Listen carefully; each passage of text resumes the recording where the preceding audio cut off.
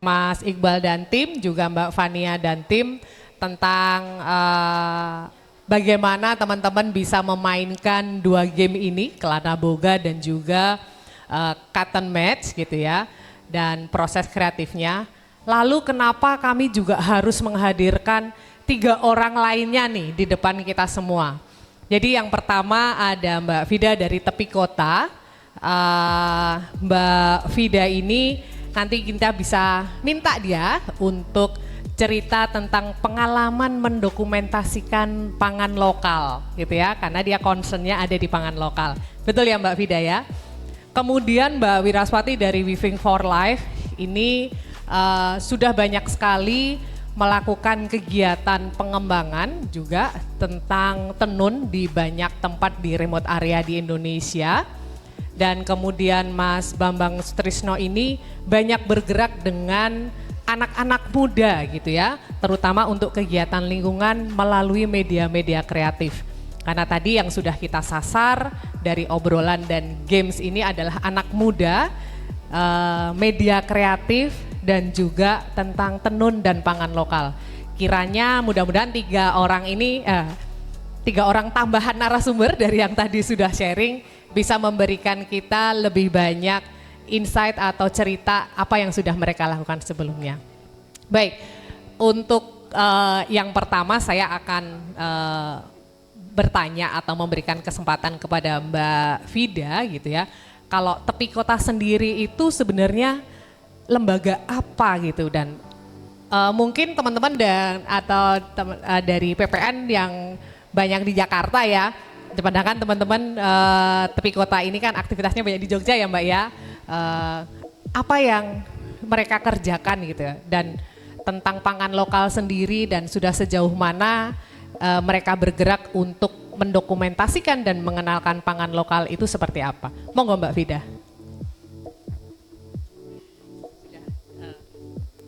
Halo. Jadi sebenarnya kami itu beraktivitas mungkin ya di rumah. Jadi mungkin kalau teman-teman datang ke sana sebenarnya seperti halnya main ke rumah aja gitu. Jadi banyak orang yang kemudian mengira kami punya tempat yang cukup proper gitu. Ketika udah sampai sesuai dengan mungkin peta atau Google Map gitu, Mbak aku bingung ini benar nggak sih tempatnya gitu kan. Jadi kayak oh sampai mana gitu, sampai ini depan rumah ini gitu kan. Ya udah itu berarti tempatnya Udah itu. bener itu ya, nggak nyasar ya. Nggak nyasar, jadi udah masuk aja di situ gitu. Kemudian kegiatan kami adalah kami memasak dari buku resep Mustika Rasa, buku resep yang diterbitkan pada akhir masa kepemimpinan Presiden Soekarno, yang di situ memuat kurang lebih 1.300 resep masakan. Wow. Kebanyakan kami juga belum pernah mendengarnya.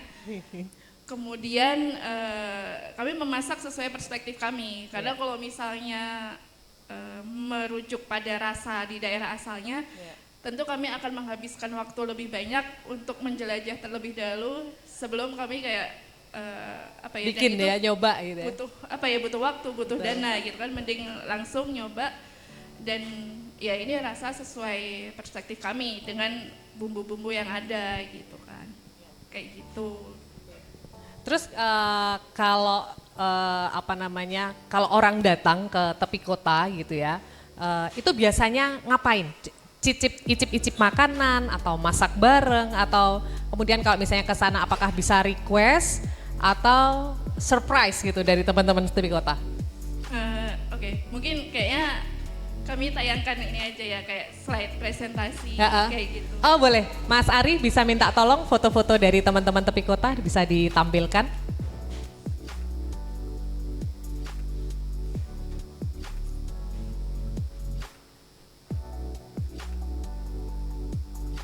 Langsung ke slide kedua aja. Nah ini tempat kami. Jadi ya memang rumah, benar-benar rumah.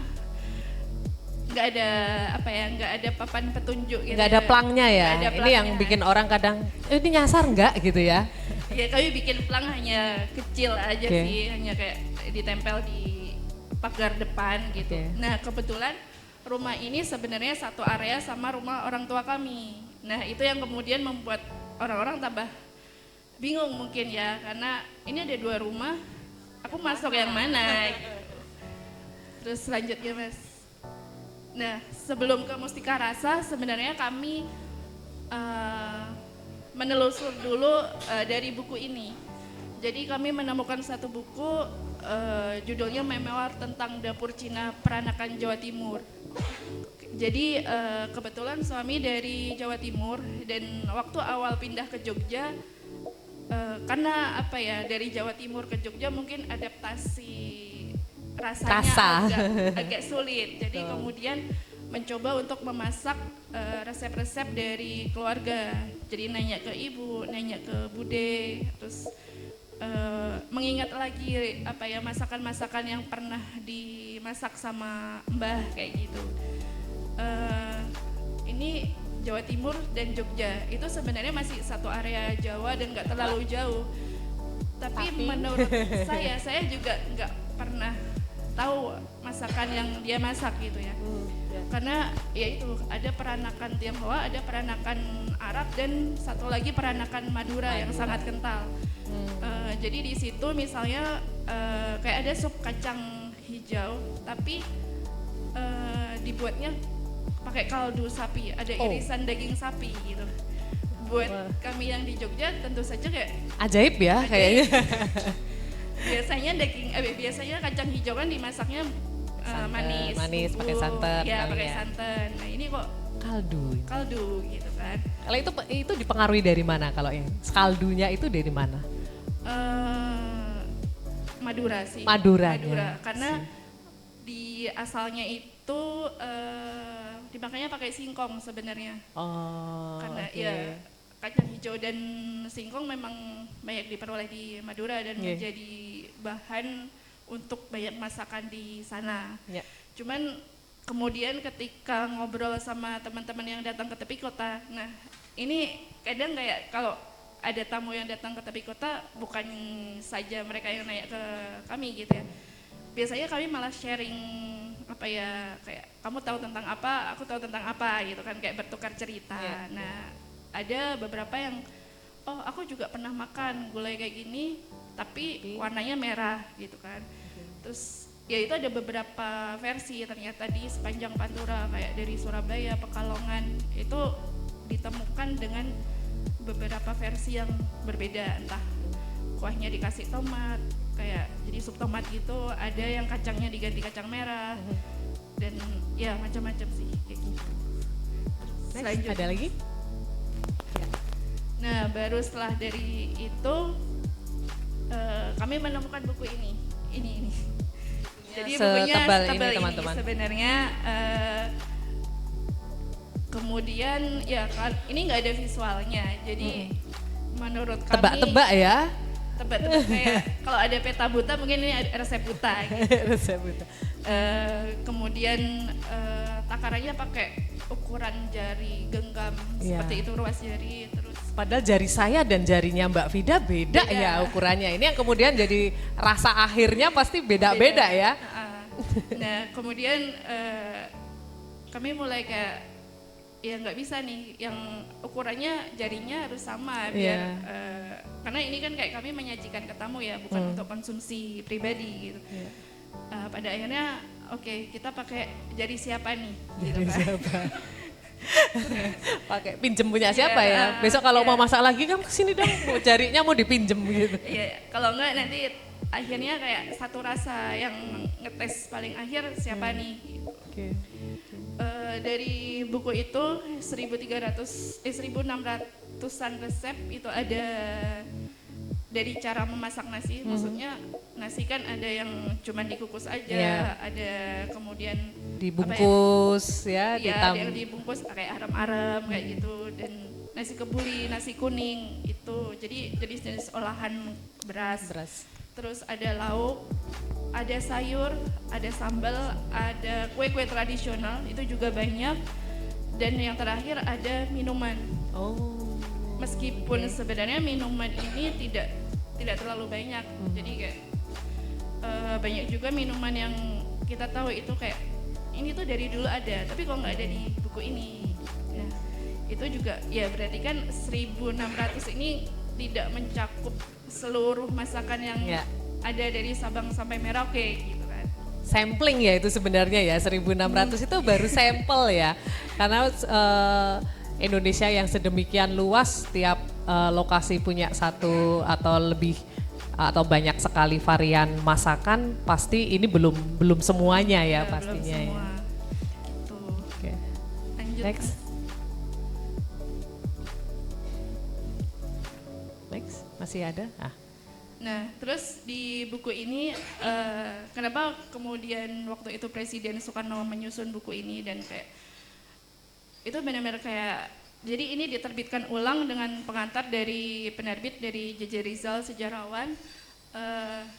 Dalam kata pengantarnya disebutkan bahwa Presiden Soekarno tuh pernah bilang bahwa Indonesia tuh banyak makanan dan dia sudah memproyeksikan bahwa 50 tahun ke depan Indonesia itu akan mengalami krisis pangan, ketidakmampuan dalam mengelola produksi pangan yang kemudian berujung pada gizi buruk. Nah,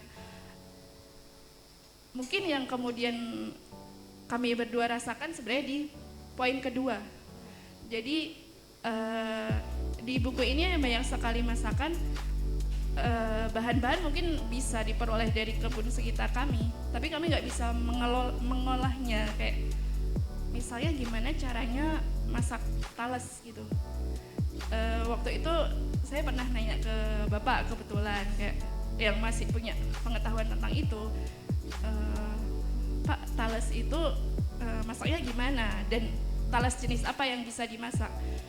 Ternyata talas-talasan itu ada beberapa juga jenisnya ya, dan yang ini batangnya bisa dimasak, yang itu nggak bisa. Ini umbinya bisa dimasak, yang itu nggak bisa. Daunnya juga yang ini bisa, ini nggak bisa.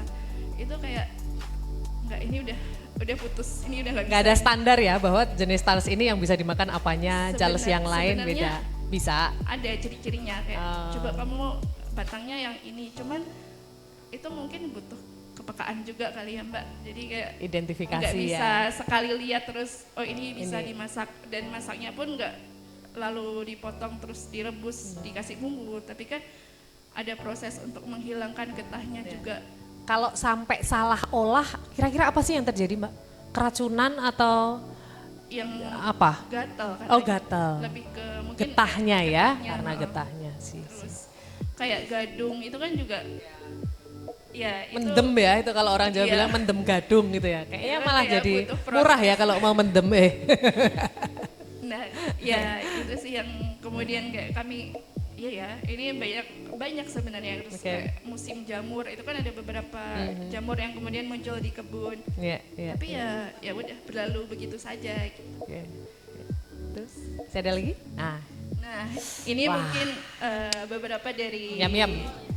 apa ya, masakan yang sudah kami masak, mungkin baru sekitar 100-an resep ya. 150 belum sampai sih. Jadi itu ada ikan, ada ayam, ada sayur, ya macam-macam, dan itu kami nggak tahu itu visualnya benar atau enggak sebenarnya. Karena ya itu kayak kalau misalnya di Google ada bisa jadi referensi ya. Kayak gini. Tapi kok nggak ada, ya udah motongnya ya udah kayaknya motongnya kayak gini aja deh. Yang penting visualnya bagus gitu. Next Mas. Nah, ini ya. Ini menjawab pertanyaan Mbak Fitria kalau tadi. datang ke sana ya. Jadi pada akhirnya kami membuka ruang depan rumah itu untuk teman-teman datang. Jadi kami buka untuk kuota hanya 10 orang per hari saja, karena kami sejauh ini baru mengelola ini berdua. Kemudian kami cuma punya satu meja itu yang bisa dipakai bersama-sama. Jadi kalau misalnya teman-teman datang berdua, terus ada teman lain yang datangnya bertiga, gabung. Harus gabung. Harus gabung, dan kami harapannya bisa saling bertukar cerita, kemudian ya ada yang sampai kemudian menjadi teman, kemudian ya. Bonus itu. Iya begitu. Jadi ya kemudian menunya kami akhirnya punya menu reguler. Jadi setiap hari Minggu sebenarnya kami bikin acara makan bareng. Jadi itu waktunya kami untuk kami mencoba satu resep atau beberapa resep menu.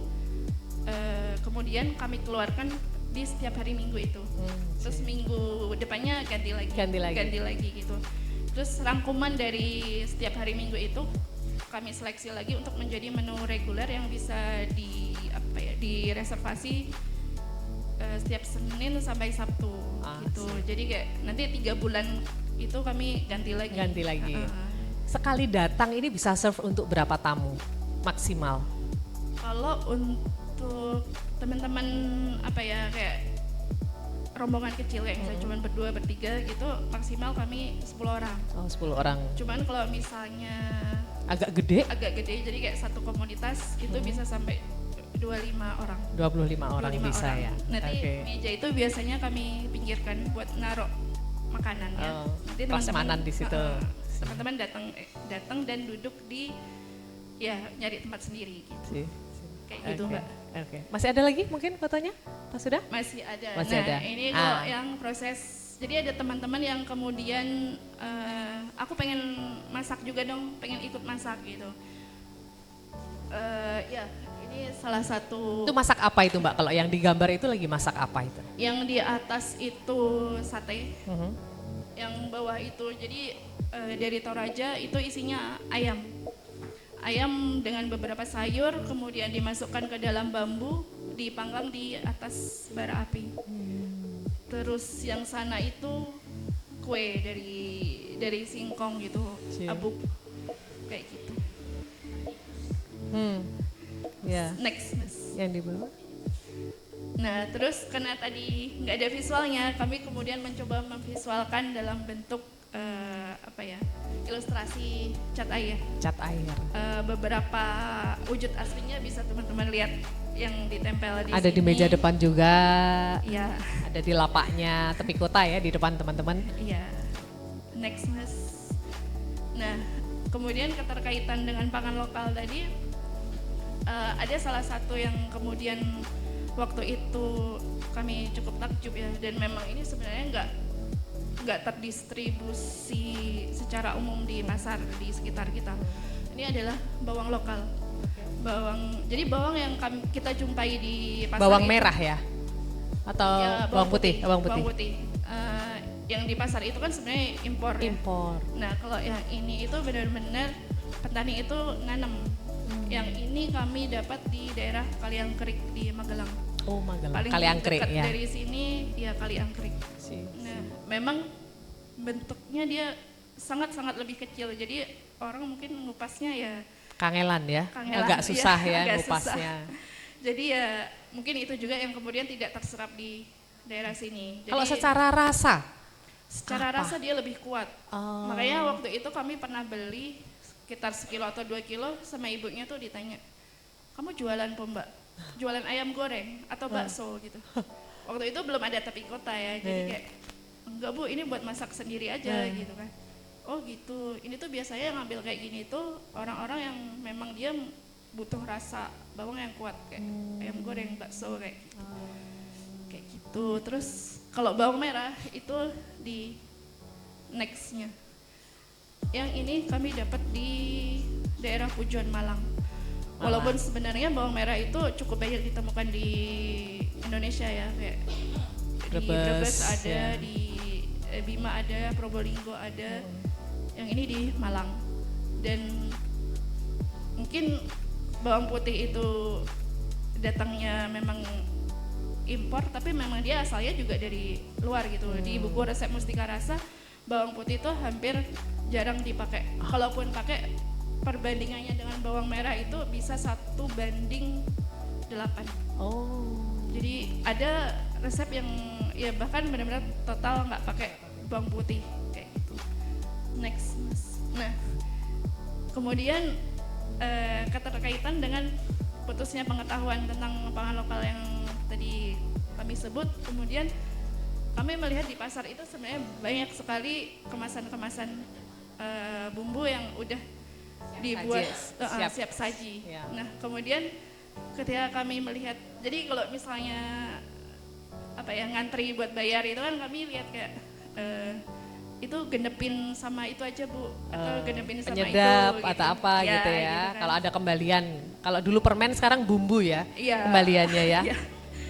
Nah, terus kayak akhirnya kami mencoba, oke kita beli waktu itu serai bubuk sama kencur bubuk kayak. Gimana? Iya, ini setelah kemudian kami terbiasa pakai bumbu yang benar-benar fresh gitu, asli gitu. Ya tetap beda sih. Tetap beda ya. Tetap beda. Dan kemudian kami berpikir kalau misalnya setiap hari kami pakai bumbu yang udah teracik seperti ini, udah bubuk, kita bakal lupa nggak sih bentuknya serai itu kayak apa, bentuknya kencur tuh kayak apa gitu. Betul. Padahal kayak antara kencur jahe dan kunyit aja kayak mungkin kayak dulu sering nggak bisa bedain gitu kan. Apalagi ini benar-benar visualnya tuh nggak ada di pasaran. Saya aja kadang-kadang nyasar kok itu antara bumbon-bumbon. Ya gitu sih. Ya itu yang kemudian kayak kami agak nggak tahu kedepannya akan seperti ada apa. Jadi concernnya teman-teman juga ya dengan Iya. disajikan wujudnya sudah dalam bentuk bubuk. Generasi ke depan ini tahu nggak gitu ya dengan bentuk bawang putih atau ketumbar atau bumbu-bumbu yang lain yang sekarang mereka ngelihatnya sudah dalam bentuk bubuk gitu ya. Bahkan udah tercampur udah siap bukan dipakai hanya gitu. dari satu macam ya. Iya. Udah siap untuk tempenya udah tinggal nyemplung situ udah rasanya udah jadi Udah, gitu oke, ya. Iya. Baik. Mungkin itu aja sih Ya, Mbak. oke. Terima kasih banyak Mbak Vida. Itu tadi sedikit cerita tentang tepi kota gitu ya. Kita juga sudah pernah mengundang teman-teman tepi kota untuk sharing juga di TM Share waktu itu dan kami di Teras Mitra juga pernah praktik untuk bikin masakan bareng gitu ya. Waktu itu kami bikin ada 4 masakan gitu. Dari nasi tadi yang sudah disebutkan ngolah nasinya aja ada macam-macam. Waktu itu kami bikin buras, kemudian bikin sambal, bikin lawar dan ayam woku. Dan memang Nasi karena bolio. Ayam bolio ya. Bolio. Bolio. Waktu itu masakan Bolio, dari buton. Buton. Nah, karena balik lagi tadi sudah disampaikan, begitupun kami sudah dapat kepean gitu ya, sudah dapat contekan ukuran-ukuran yang buat saya pemula tukang masak, karena saya ikut waktu itu memang sungguh ajaib gitu ya. 1 jimpit, 2 ruas jahe atau jahe gitu ya. Ini tadi standar ruas jarinya siapa yang kita pakai gitu ya. Dan istilah-istilah secukupnya itu kan cukup menjerumuskan ya untuk teman-teman pemula seperti saya karena tidak pernah cukup gitu ya. Seberapapun itu kayaknya tidak pernah cukup, kurang aja. Makanya waktu itu tim saya yang masak ayam itu pakai asam. Asamnya udah jadi pasta, kelungsunya udah isinya itu udah nggak ada gitu ya. Begitu dimasukin, Mbak ditambahin lagi nggak? Kayaknya cukup kita icip dulu ya nanti ya. Ternyata sudah kuat cute ora umum gitu ya. Udah rasanya tuh yang timnya Ati waktu itu rasanya Jogja banget, legi nemen gitu ya. Yang punya saya itu nggak tahu ke arah mana karena kecut banget gitu ya. Yang satunya kemarin nggak tahu arahnya ke selatan atau ke utara gitu. Jadi memang interpretasi teman-teman dengan ukuran yang secukupnya, pakai ruas-ruasan itu, nggak pakai gram itu cukup menantang buat kita, hasilnya itu beda-beda gitu. Tapi serunya memang di situ ya, macak bareng gitu. Terus karena kalau kira-kira nggak enak kita kesannya ini, kamu icip deh punyaku gitu. Padahal pengen ngerasa nih punyanya yang lain gitu, ijolan. Baik, saya akan geser ke Mbak Wiraswati Yuliani, ini dari Weaving for Life gitu ya. Kalau tadi sudah dari sisi pangan lokal, Mbak Ati bisa cerita dulu Weaving for Life itu apa, gerakan apa dan apa sih yang dilakukan oleh Weaving for Life terutama untuk pelestarian tenun tradisional Indonesia. Silakan. Oke, terima kasih Fit. Mungkin beberapa sudah pernah mendengar Weaving for Life. Jadi Weaving for Life ini sebenarnya program. Jadi program kami konsen di tenun tradisional. Jadi program ini awalnya diinisiasi oleh Lawe Indonesia, kemudian dipayungi oleh Teras Mitra, dan memang ini seluruh karena kami banyak dibiayai oleh JF. Gitu. Kami banyak dibiayai oleh JF. Program flagshipnya Teras Mitra gitu ya. Weaving for Life ini program flagshipnya Teras Mitra. Kemudian banyak sekali dukungan JF untuk gerakan kami di pelestarian tenun tradisional. Memang awalnya ini kami banyak utamanya adalah kami langsung ke penenun, kemudian di pengembangan produknya kayak gitu. Di penenun sendiri biasanya kami concern di motifnya, pengembangan motif, kemudian di pewarnaannya, karena sekarang sudah banyak kemudian yang dari dulunya warna alam kemudian mulai beralih ke sintetis kayak gitu. Kemudian sintetis pun sebenarnya di daerah-daerah tertentu itu jangkauan terhadap benang itu agak sulit, jadi asal ada di sana jadi sering luntur, banyak yang luntur juga. Nah, di tahun 2022 itu kami mencoba untuk melibatkan anak-anak muda, jadi memang tetap kami bergerak di lingkungan tenun itu sendiri, tetapi kami, karena anak-anak muda sekarang itu dekat dengan gadget ya, anak-anak muda sekarang dekat gadget, jadi harapannya dengan kami melibatkan anak-anak muda ini bisa membantu untuk memperkenalkan tenun itu lebih jauh, karena memang sebenarnya visi misi kami ini kan juga di pelestarian tenun ya, kenapa kami ngubeknya di situ. Nah, salah satu kegiatan yang pernah kami lakukan dengan anak-anak muda ini, waktu itu kami ada youth movement ya, itu di Nusa Penida. Kemudian di tahun kemarin itu kami bikin beasiswa Foto story, biasa foto story. Jadi ada 2 batch, ini mau jalan 3 batch. Jadi yang tiap-tiap batch itu kami hanya mengambil 10 anak muda untuk diberikan pelatihan tentang foto dan bagaimana membuat story melalui foto itu. Kemudian dari situ kami coba pamerkan untuk supaya bisa lebih banyak audiens yang melihat ini. Di bertepatan dengan Hari Tenun jadi tanggal 7 September itu Hari Tenun, kami coba pamerkan ini supaya bisa masyarakat lebih banyak tahu tentang tenun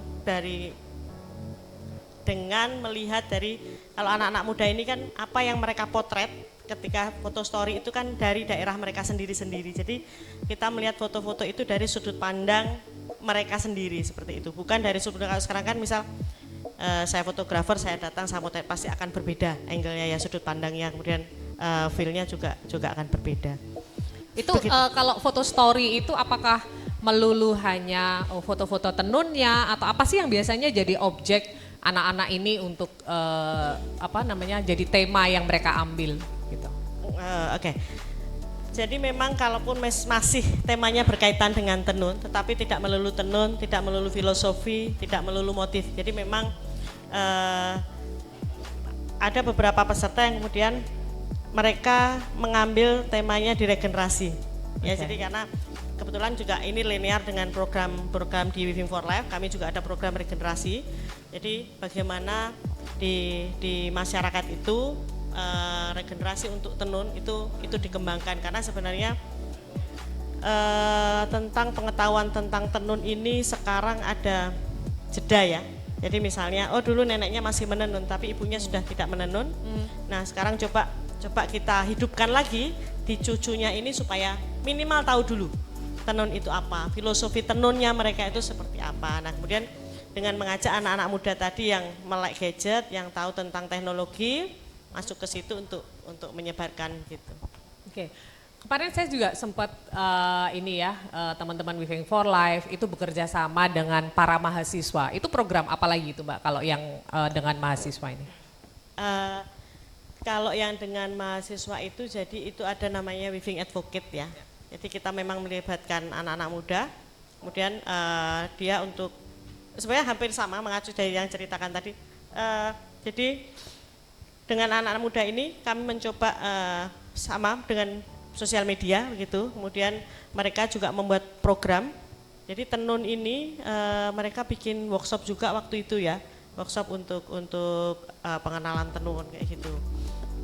Jadi waktu itu kami bekerja sama dengan Atmajaya, UKDW sama UGM. Jadi kami sempat menjadi dosen apa istilahnya? Untuk mata kuliah pilihan ya, creative trainer waktu Creative itu. trainer sama komunikasi sosial. Jadi kemudian hasil akhirnya teman-teman itu kebetulan di sini juga waktu itu teman-teman bikin pameran kecil-kecilan di sini. Ya dan itu salah satu yang juga kami kerjakan. Iya. Dan juga Weaving Advocate itu sebenarnya kami kembali lagi ke anak muda dan dunia digital ya. Jadi bagaimana kemudian anak-anak muda ini ketika dia melihat ada satu yang berhubungan dengan tenun, misalnya orang pakai motif tenun atau melihat tenun, pewarnaan atau mereka berkunjung kemana, mereka bisa memotret itu dan mengunggahnya di sosial media dengan tagar yang kami ajak teman-teman untuk pakai bersama, yaitu Weaving Advocate atau Tenun Nusantara seperti itu. Jadi harapannya ini akan jadi campaign gitu ya, ketika seperti campaign agar orang juga lebih banyak tahu tentang tenun dengan cara yang sederhana. Jadi tidak hanya dicekoi oleh filosofi-filosofi bahwa ini cerita motif ini apa, tapi hanya sekedar yang ringan-ringan bahwa tenun juga bisa dibikin jadi shawl, tenun bisa dibikin jadi baju sehari-hari, tenun bisa dibikin apa saja, itu kita sebarkan informasinya. Jadi semakin banyak teman-teman yang contribute urunan gitu ya, bisa ikut meramaikan tagar Weaving Advocate. Jadi campaign tentang pertenunan Nusantara juga semakin banyak diketahui orang. Sebenarnya seperti itu. Mungkin satu lagi. Ya. Jadi kalau kami juga sempat masuk ke, memang ini baru di Jogja, kebetulan karena kami base-nya di Jogja.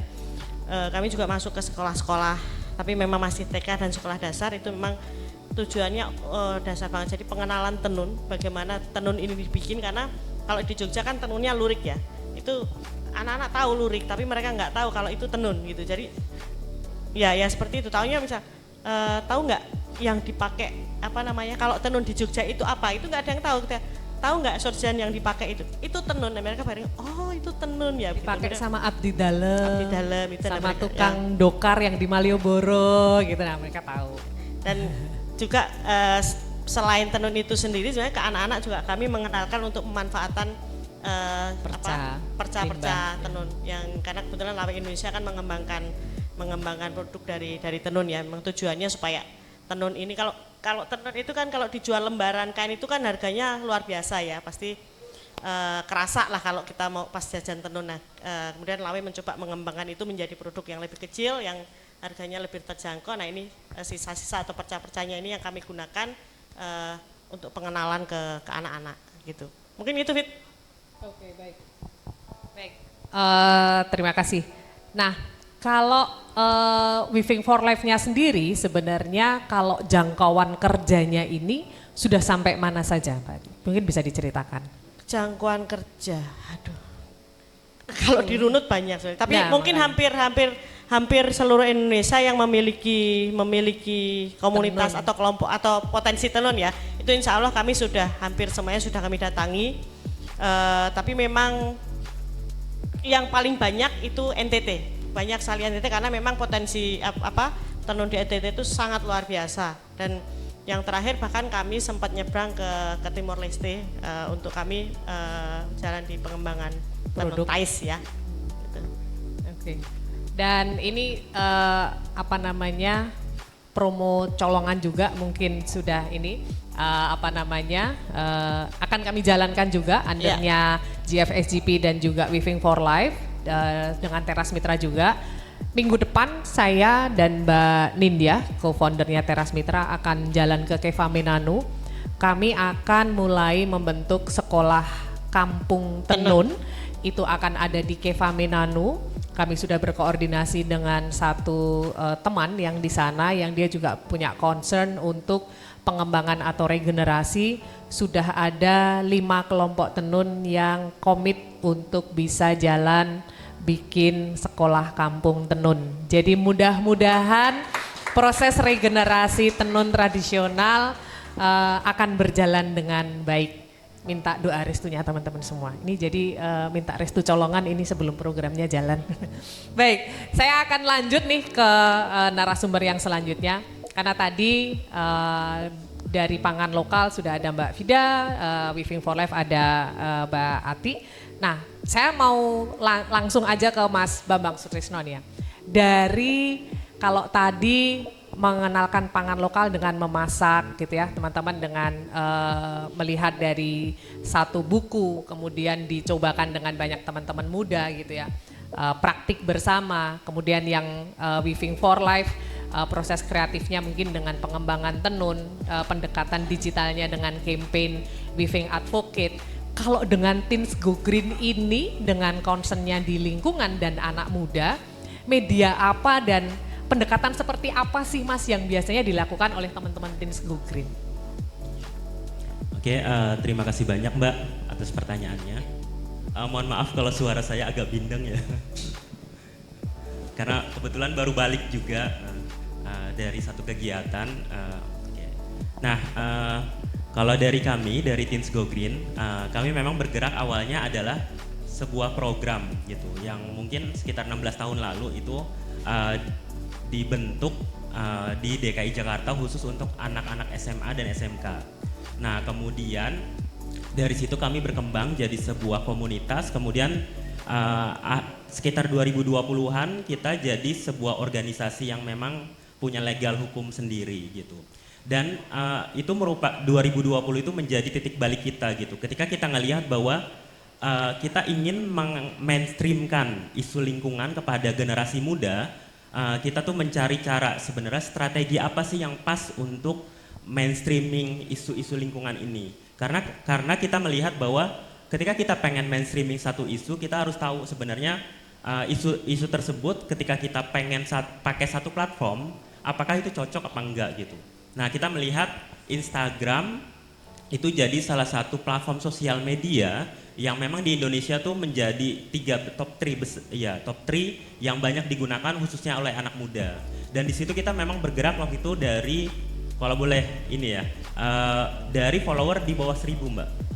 Iya, di 2020 itu kita follower di bawah 1000, terus kita melihat bahwa kita ketika ingin mainstreaming satu isu, kita nggak bisa ngikutin ego kita, tapi kita harus ngelihat bahwa sebenarnya ketika kita pengen menyuarakan isu lingkungan yang benar-benar pengen dilihat oleh anak muda, khususnya di sini kita melihat bahwa Gen Z itu isu terkait dengan apa sih gitu.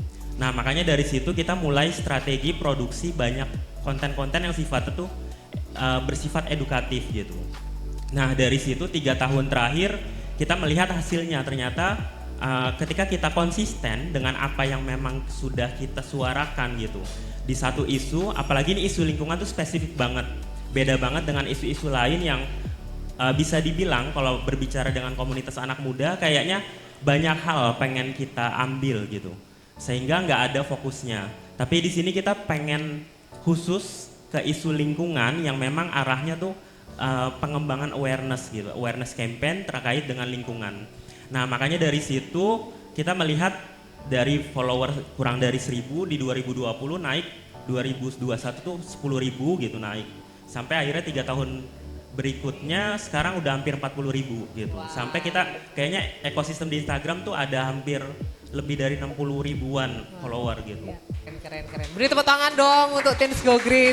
Itu tumbuh secara organik ya itu ya, secara kata. Iya, karena kita melihat bahwa kita nggak bisa ngikutin ego kita, tapi kita melihat apa sih yang sebenarnya Gen Z butuhkan gitu ketika ngomongin masalah lingkungan. Nah, dari situ dari awareness campaign itu kita dorong mereka untuk mereka tuh ambil bagian dari isu-isu lingkungan. Nah, makanya kita bikin program yang memang namanya tuh Pemimpin Muda untuk Iklim. Itu ada di 14 provinsi, di mana kita mendampingi lebih dari 50 komunitas di grassroots, yang harapannya adalah teman-teman muda gitu, yang mereka punya organisasi atau komunitas di tingkat lokal, mereka kan punya masalah-masalah lingkungan sendiri, mereka bisa menyuarakan itu gitu, sesuai dengan masalah-masalah di lokal sendiri, dengan solusi-solusi lokal juga, enggak kita mainstreaming ke skala nasional. Dan peran kita sebagai Teens Go Green adalah kita coba leverage mereka, kita coba angkat mereka sehingga mereka dikenal ke skala nasional gitu. Kalau nggak salah tahun lalu di 2023 2 orang dari pemimpin muda untuk iklim itu kita hadirkan ya, kalau nggak salah waktu itu sama Bu ini juga ya. Nah itu untuk sharing di Hari Lingkungan Hidup Sedunia di KLHK gitu. Itu sebenarnya hal-hal itu yang akhirnya kita lihat teman-teman di grassroots mereka kadang nggak punya ruang gitu, tapi kita kadang yang memang punya platform besar itu kita bisa loh untuk mengangkat mereka, cerita-cerita baik mereka di skala lokal bisa kita suarakan ke skala nasional sehingga akan semakin banyak orang yang tahu terkait dengan isu-isu ini. Nah, dan kita melihat juga ketika kita berbicara masalah lingkungan sebenarnya dan anak muda ya, sebenarnya yang paling penting juga adalah gimana menghadirkan experience gitu bagi anak-anak muda ini. Jadi memang Instagram, gadget ya hari ini, internet, kemudian platform sosial media itu dekat banget dengan anak-anak muda. Nah tapi gimana akhirnya membuat itu lebih dalam gitu, dipahami oleh anak-anak muda adalah ya dengan menghadirkan experience itu.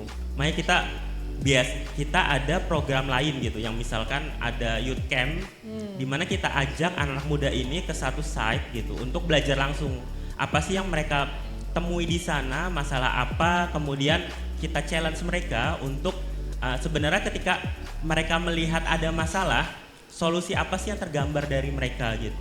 Nah biasanya kita lakukan dengan pendekatan design thinking, kemudian selain masalah lingkungan kita juga coba address ke masalah perubahan iklim gitu. Oke.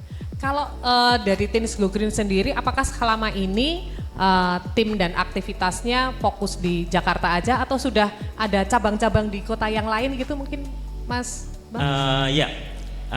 Sebenarnya kita pusatnya masih di Jabodetabek gitu. Tapi ada teman-teman relawan yang ada di beberapa daerah. Kita ada sekarang namanya Youth Eco Leader. Itu ada di 11 region yang memang mereka kayak perpanjangan tangan kita ketika memang ada satu aktivitas yang bisa dijalankan di daerah.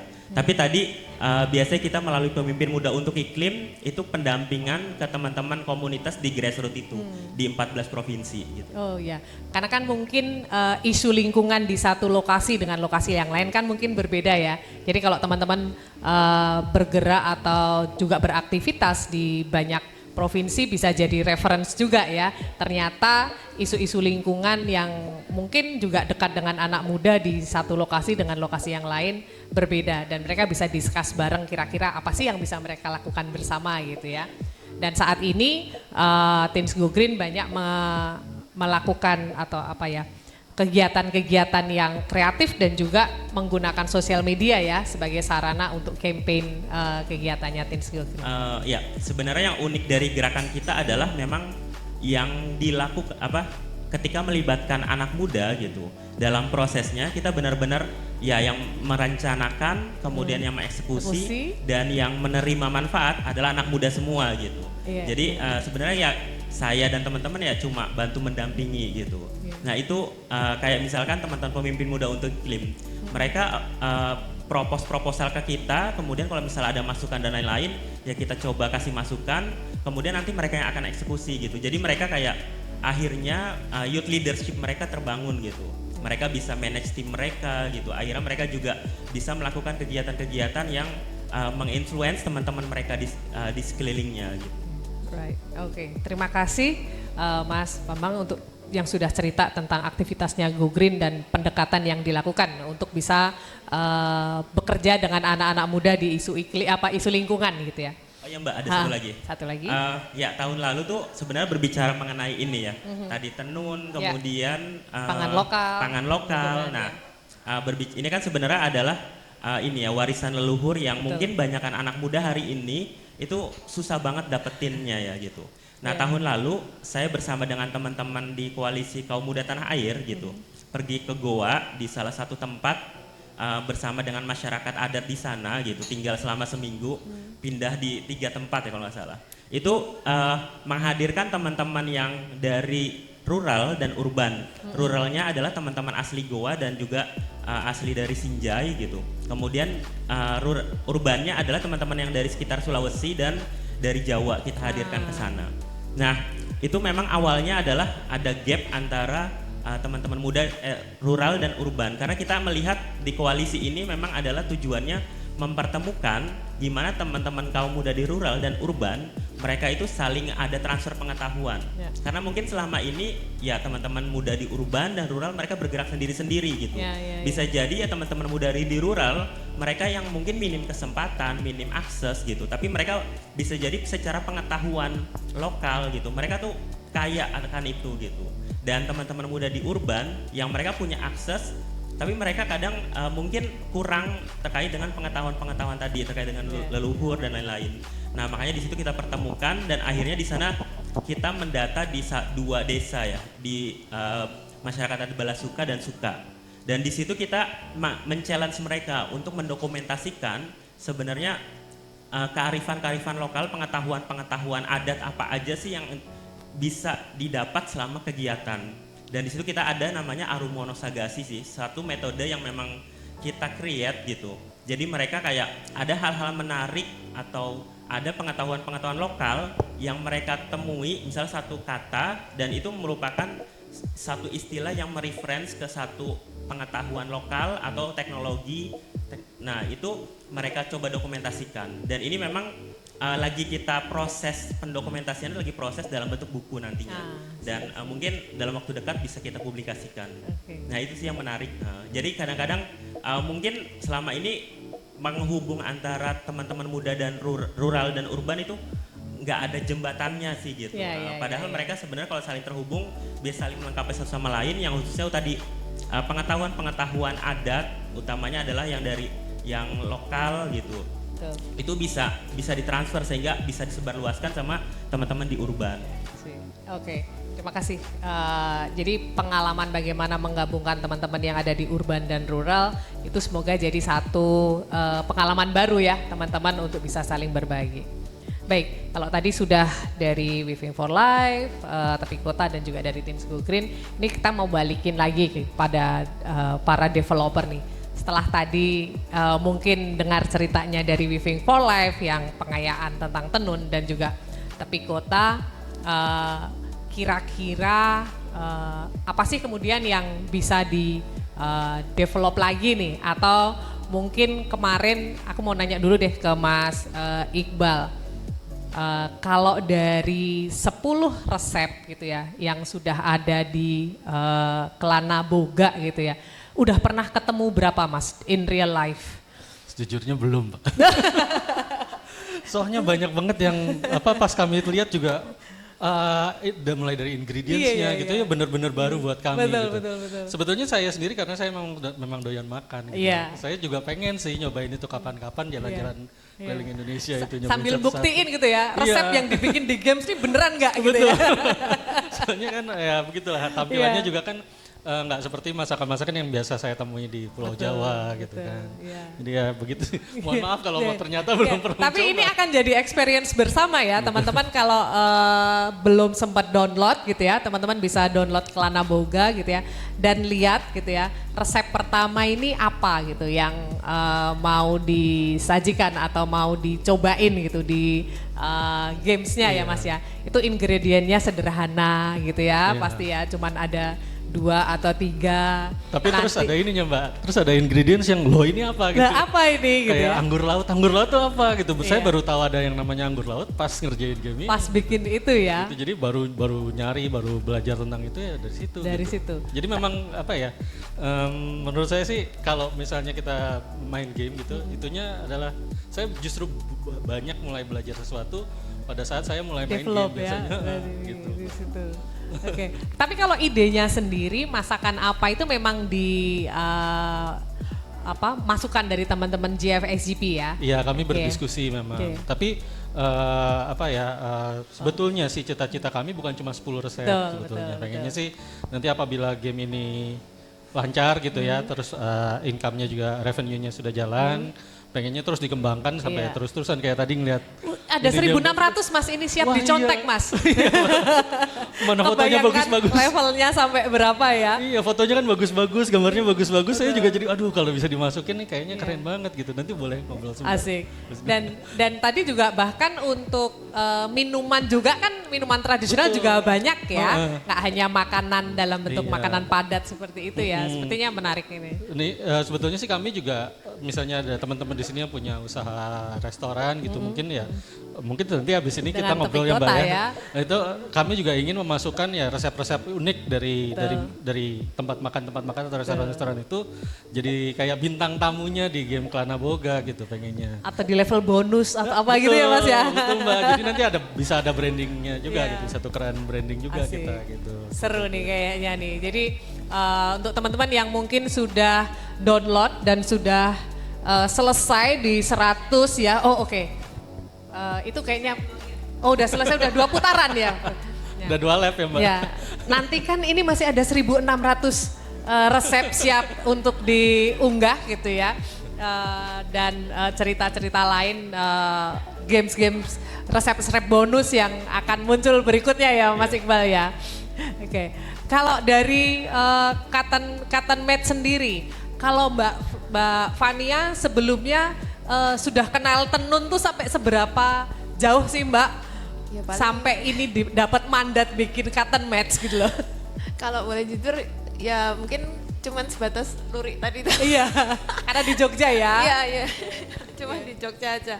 Itu pun juga gara-gara waktu itu anak kan pakai Oke. baju harus ini. Hari apa itu ya? Hari Kamis Pahing pakai baju ini terus Daerah ya. ternyata beli lurik. Oh iya ya ini belinya tenun berarti ya gitu kayak gitu. Terus waktu kemarin lihat tenun-tenun yang dikasih sama teman-teman dari Wing for Life Iya. sama Lawe ya kayak Iya. gitu.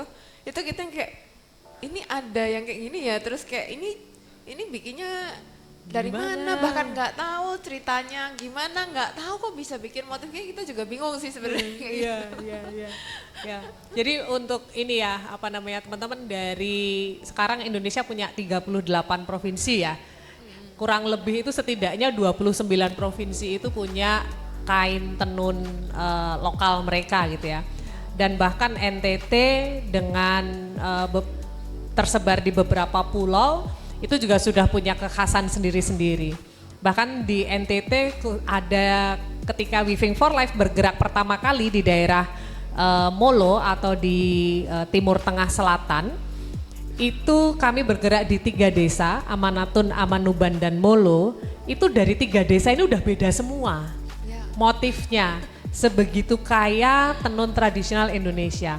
Karena memang itu mengiringi siklus hidup manusia ya. Kami percaya bahwa tenun itu mengiringi siklus hidup manusia mulai dari lahir, tumbuh, dewasa, sampai meninggal. Jadi di beberapa tempat orang kalau lahir itu diselimutin pakai motif apa, ketika dia mungkin akil balik gitu ya, ada motif khusus yang dia pakai, menikah dan bahkan meninggal itu ibaratnya jenazahnya ditutup pakai motif apa itu. Ada beberapa daerah yang masih kental ya dengan itu. Bahkan di Keva ketika kami datang untuk riset buku Puan Maestro yang bukunya ada di lapak baca, teman-teman bisa beli, bisa baca juga. Itu ada satu motif khusus gitu ya, atau satu tenun yang sudah disiapkan oleh mama penenun ini, panjangnya itu lebih dari tingginya dia. Karena itu nanti untuk jadi kafannya dia. Dan kalau mereka meninggal, biasanya tenun-tenun yang jadi kelangenan atau tenun yang paling dia suka itu ikut dimakamkan. Kayak gitu. Iya, ikut dikubur bareng sama mereka. Dan memang banyak sekali filosofi-filosofi. Bahkan yang lurik sendiri ya, yang paling dekat dengan kita, ada motif-motif khusus yang seperti doa-doa. Ada motif yang hitam gitu, terus ada kayak garis-garis nggak jelas gitu. Itu namanya udan liris. Itu dulu itu dipercayai hanya dipakai oleh sultan atau para pemangku kepentingan gitu ya. Itu sebagai doa dan dipakai saat kekeringan. Jadi itu seperti macam doa mengharapkan hujan gitu ya. Karena itu motifnya udan liris itu hujan gerimis artinya. Ketika paceklik atau lama sekali musim kering gitu, pakai itu tuh seperti permintaan, doa minta hujan. Jadi kalau hujan rakyatnya sudah bisa nanam lagi, bisa makan lagi gitu ya. Jadi sedemikian dahsyat cerita tentang tenun Indonesia gitu ya, yang kami percaya bahwa di setiap daerah itu juga punya hal-hal yang kaya lainnya gitu ya. Ini nanti mungkin cotton match sekarang yang sudah siap untuk dimainkan ada berapa level nih Mbak yang sudah develop? Kalau teman-teman coba di depan nanti itu sekitar 100 level sekarang. 100 level ya. Cuman waktu nanti kan mau rilis di yang berkenaan Hari Tenun tuh. Ya. Itu kita siapkan 300 level. 300 level gitu. ya. Iya. Okay. Nah itu nanti dari level-level itu ada yang beberapa levelnya yang berhubungan sama story-nya, ceritanya.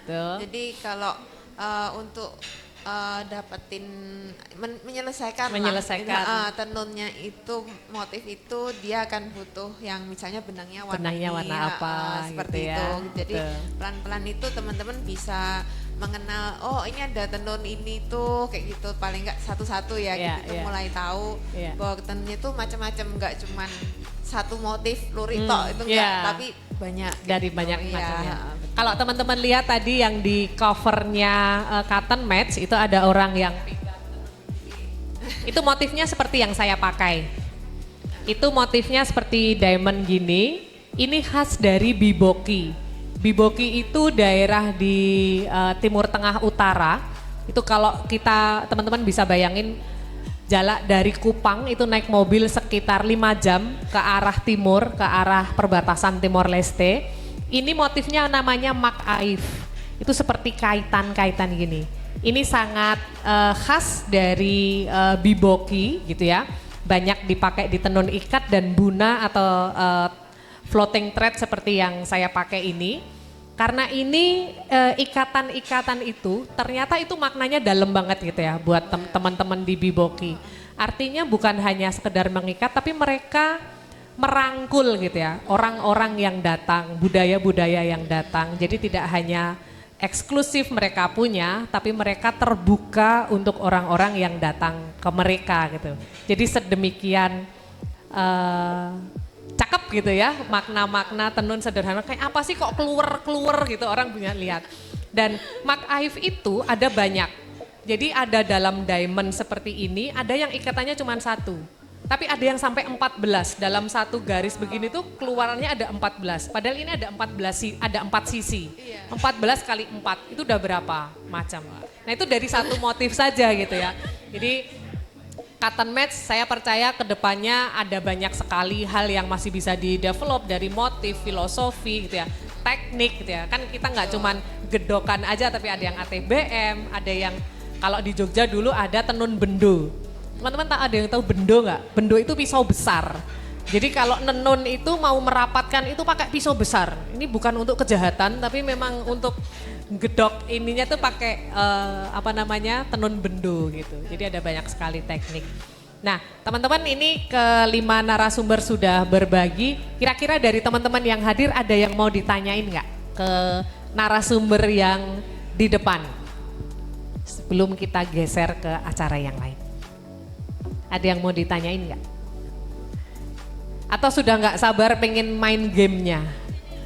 Oh udah main, oke. Udah level berapa Mbak Ida? Oh, baru resep 2. Nonton iklan yang banyak atau mungkin bisa beli koin ya Mbak? Oh banyak yang jualan. Baik, untuk mengakhiri, ada, silakan Mas.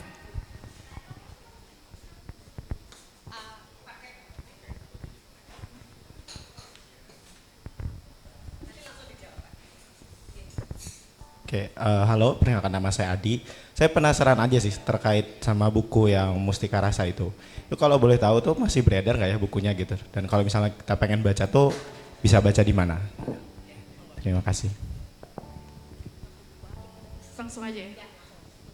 buku itu sebenarnya yang kami punya ini terbitan baru Mas. Jadi sebenarnya masih bisa diperoleh kalau kami di komunitas bambu di penerbitnya. Lalu kalau di Jogja kami sempat lihat di Togamas Kota Baru tapi. Ya itu sih. Ya, penerbitnya ini komunitas bambu. Ada kontaknya juga, mungkin nanti bisa lihat di belakang ini ya. Nanti setelah ini bisa di. Ada lagi mungkin yang lain? Mustika Rasa. Kita cari di Tokped. Langsung satset kalau urusan jajan ini satset. Baik. Baik, sebelum kita akhiri, ini akan ada pengumuman dari teman-teman developer. Kita punya lomba games gitu ya. Jadi tapi untuk detailnya seperti apa saya akan persilahkan Mas Iqbal dan Mbak Fania untuk mengumumkan nih cara mainnya seperti apa, siapa yang bisa berpartisipasi dan ada hadiah apa. Monggo Mas Iqbal. Halo, sekali lagi ya. Jadi kemarin kita mau bikin sedikit aktivitas lah sama teman-teman di sini. Kalau siapa yang boleh ikutan, semuanya boleh ikutan. Silahkan. Kan waktunya terbatas Mbak ya.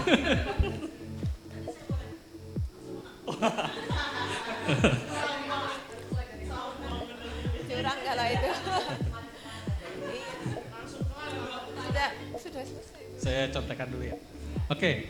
Jadi pertama yang mesti dilakukan adalah download game Kelana Boga. Ini nanti dari Cotton Match juga akan ada lomba. Nah yang saya bawakan ini adalah yang Kelana Boga dulu. Jadi silakan download gamenya. Tadi buat yang pas saya present udah scan QR-nya pasti udah terdownload ya. Kalau belum di luar situ di kedai ada di booth ada juga QR-nya. Terus nanti silahkan dimainkan gamenya. Dimainkan sesempatnya aja, mungkin nanti di antara acara-acara ya Mbak ya, kan nanti, iya, jadi silakan dimainkan, nanti setor nilainya ke booth kami, Kelana Boga di sana. Store nilai. Jadi nanti, nggak apa-apa Mbak, silakan diteruskan. Yang sudah main gimana nih? Silakan. Yang sudah main Tetap bisa. Jadi ini bukan harus dimulainya sekarang, tapi yang tadi udah mulai main juga nggak apa-apa. Tapi mohon maaf yang 2 lap sudah tidak boleh ya Mbak. Sudah terlalu senior. Jadi silakan yang install nanti setor nilainya di sana. Nanti rekan saya Rian dan Via akan catatkan skornya. Secara berkala boleh bolak-balik gitu ya. Jadi setiap habis acara gitu misalnya nambah lagi nih skornya, store lagi. Nambah lagi skornya, store lagi di booth kami. Terus nanti di akhir acara ya Mbak ya. Di akhir acara nanti panitia akan mengumumkan siapa yang skornya paling tinggi. Jadi nanti yang akan dilihat adalah skor paling tinggi dari game Kelana Boga. Jadi levelnya terserah mau pakai level yang mana, mau mulai resep yang mana juga silahkan gitu ya. Jadi nanti tinggal di store aja di booth kami ya Mbak ya. Kalau untuk hadiahnya kayaknya Mbak yang lebih mengerti nih. Hadiahnya masih rahasia ya. Nanti akan dibagikan di akhir acara seperti itu. Sepertinya itu ya. Mungkin dari Mbak Fania. Terima kasih.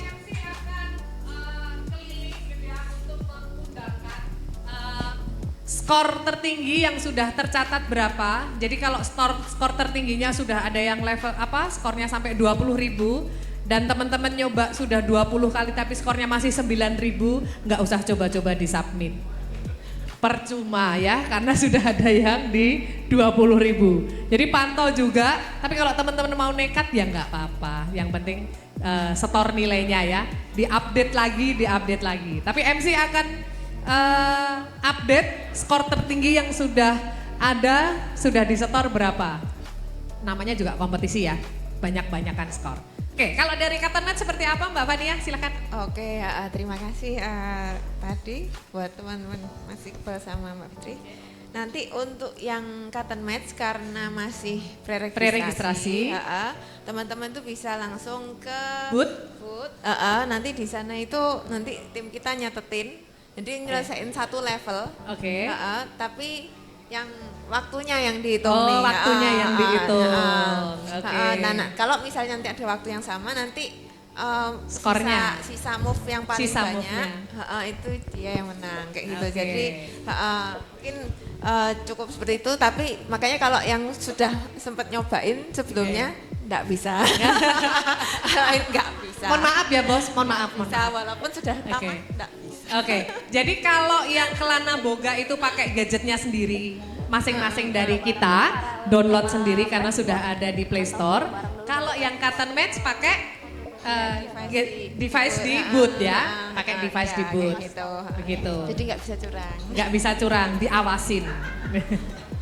Ya, apanya? Bukan. Ini bukan judul. Soalnya Mbak Dwi udah tamat. Jadi Udah bahaya, tamat? bahaya. Oh gitu. Oh bukan. Bukan. Nanti kalau beliau yang menang minta hadiahnya tenun ini nanti bisa. Waduh. Itu dia susah Saya kita juga mau. nyediainnya. Iya Saya makanya. juga mau itu. Baik, itu dulu mungkin dari Mbak Fania. oke, siap. Teman-teman demikian talk show atau obrolan santai kita dengan para narasumber. Mudah-mudahan semakin menambah insight teman-teman tentang pangan lokal, tentang pertenunan dan gerakan anak muda di isu lingkungan, dan juga tentang games yang barusan kita launching. Setelah ini akan ada press conference untuk teman-teman media, masih akan dengan saya dan Menar untuk melanjutkan beberapa pertanyaan dengan para developer games, dan teman-teman yang undangan yang hadir bisa acara selanjutnya ini akan kami kembalikan ke MC untuk melanjutkan acara. Monggo Mbak Lia, terima kasih.